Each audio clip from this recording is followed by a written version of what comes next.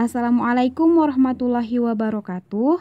Apa kabar Ananda semua? Semoga selalu dalam lindungan Allah Subhanahu wa Ta'ala. Alhamdulillah, kita masih bisa melakukan proses pembelajaran hingga saat ini. Puji syukur selalu kita ucapkan kepada Allah Subhanahu wa Ta'ala yang masih memberikan kita banyak nikmat hingga saat ini. Tidak lupa pula, salawat beriringkan salam kita sanjung sajikan kepada baginda Muhammad sallallahu alaihi wasallam. Hari ini Ustazah akan menjelaskan materi.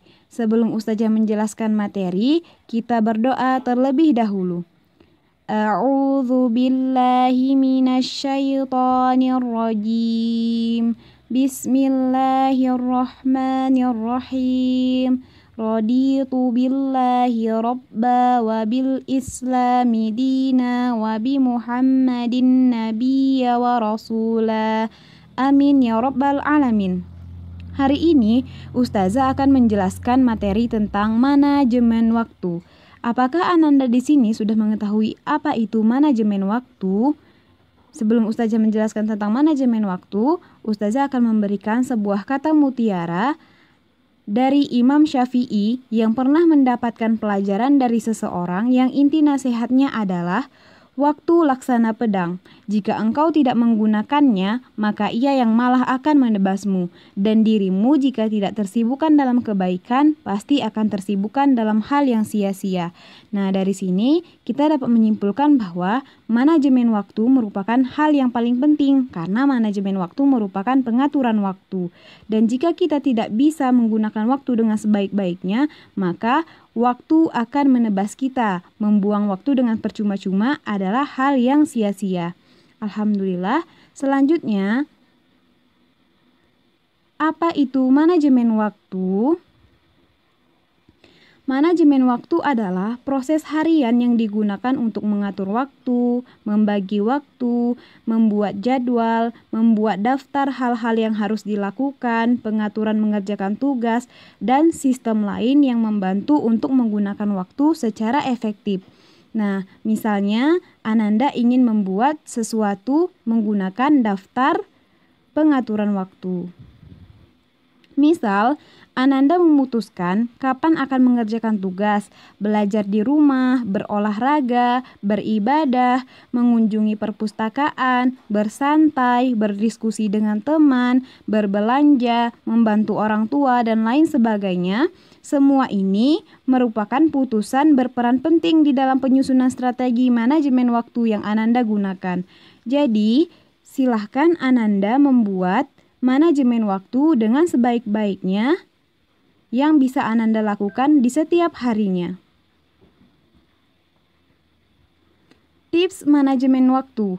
Tips mengatur waktu. Manajemen artinya mengatur waktu. Ustazah akan memberikan beberapa tips untuk Ananda agar bisa mengatur waktu dengan baik. Yang pertama, membuat daftar kegiatan atau menyusun rencana.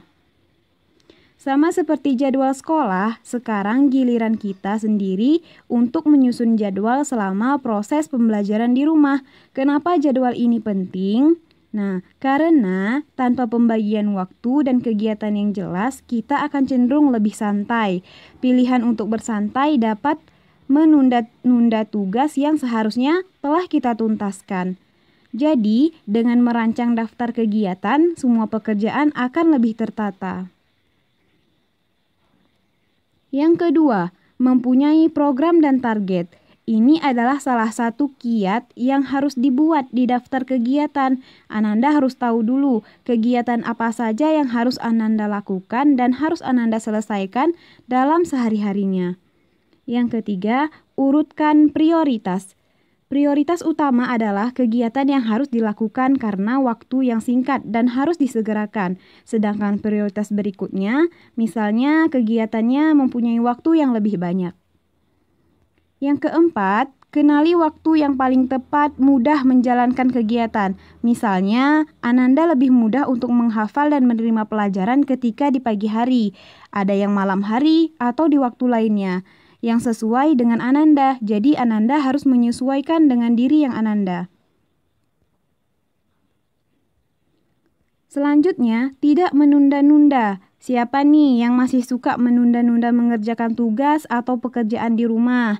Jadi, jadwal yang telah kita susun berguna agar kita tidak menunda-nunda mengerjakan suatu pekerjaan. Jadi, ini adalah pentingnya menyusun kegiatan setiap harinya. Yang selanjutnya, memulai semua pekerjaan lebih awal. Caranya adalah dengan memulai pekerjaan lebih awal. Misalnya, biasanya memulai kegiatan jam 8 pagi. Nah, biasakan dilakukan sebelum jam 8 pagi atau dilakukan 30 menit sebelumnya. Yang selanjutnya, gunakan waktu luang untuk menyicil tugas yang belum terselesaikan. Selanjutnya, hindari hal-hal yang bisa membuang waktu. Misalnya bermain game, menggunakan handphone melewati batas waktu yang diperlukan, dan bermain terlalu lama. Berikut ini, Ustazah akan menjelaskan atau memberikan contoh pembuatan daftar kegiatan atau penyusunan perencanaan kegiatan harian yang telah dijelaskan pada poin pertama. Ada 2 contoh, yang pertama ini, yang kedua ini. Ananda boleh membuat salah satu dari contoh daftar kegiatan ini. Penugasan. Silahkan Ananda membuat daftar kegiatan harian masing-masing di 1 lembar dimulai dari 29 Agustus sampai 2 September. Dan dikumpulkan dimulai tanggal 3 September sampai tanggal 5 September.